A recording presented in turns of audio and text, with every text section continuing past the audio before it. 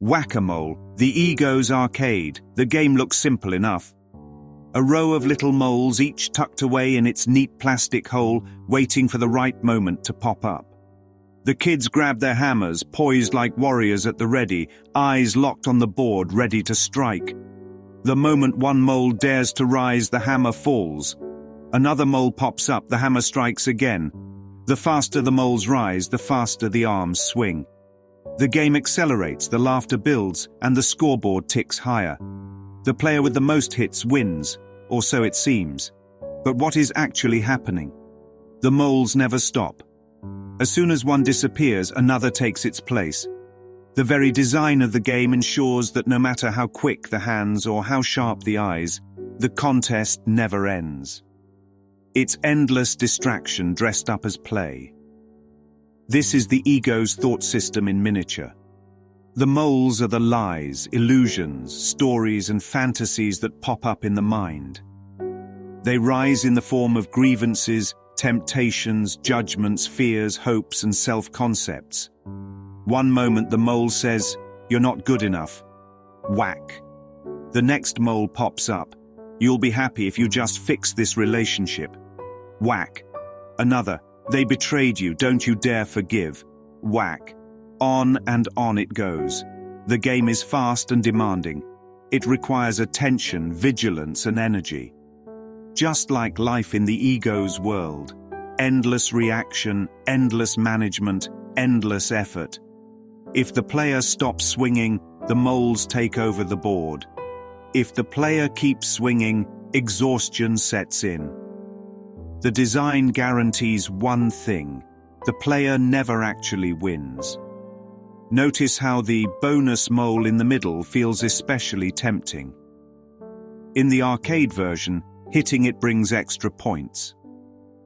In the ego's version, the bonus mole is the special story, the drama that feels most important, the grievance that feels justified, the fantasy that promises a big payoff.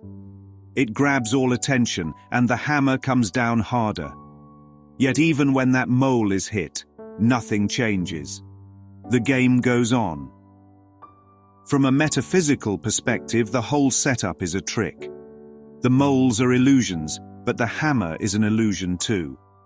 The player thinks, "If I fight hard enough, I'll win." But the real trap is believing the game is worth playing at all.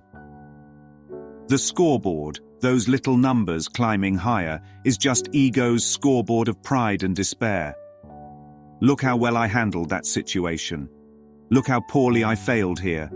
Look at all the points I've gained, or lost. All of it is nothing. The game doesn't deliver peace, only the illusion of progress. And here's the deeper question: who is the player? If the moles are thoughts, who is swinging the hammer? The answer is the self that believes in separation, the false identity that wants to defend itself. That self is as much a part of the arcade as the plastic moles. The body holding the hammer is part of the game unit itself. The true self, the one beyond all games, isn't playing at all. Children love the game because they don't question its premise. They play for fun, laugh at the chaos, and sometimes cry if they lose. Adults play the ego's version the same way, but with higher stakes: relationships, money, health, success, failure. Yet the dynamics are identical. It's still whack-a-mole, just with different costumes. So what is the way out? Not a better hammer. Not sharper reflexes. Not more practice. The only way out is to recognize the arcade machine for what it is, a device of distraction. The miracle is stepping back, setting down the mallet, and seeing that the game has no power unless one agrees to play. In A Course in Miracles, this is called the holy instant, the moment of recognition when the mind refuses to chase illusions any longer. It doesn't mean the moles won't pop up. It means the mind no longer takes them seriously. Without attention, without resistance, the illusions collapse. The machine grows quiet, not because it was beaten, but because it was never real to begin with. Children hammer away in delight, unaware they are training in the ego's arcade. But perhaps there is also innocence in it, a reminder that the only way the game works is if you believe the moles are real. The moment you see they're just lights and plastic, the game loses its hold. The same is true of the mind. The ego throws up its moles, but they have no substance. They are just shadows rising and falling in awareness. Nothing needs to be struck down. Nothing needs to be defended.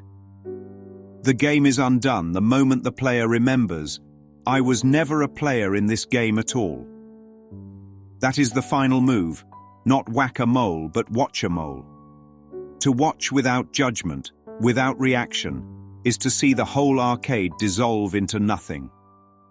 And what remains is peace.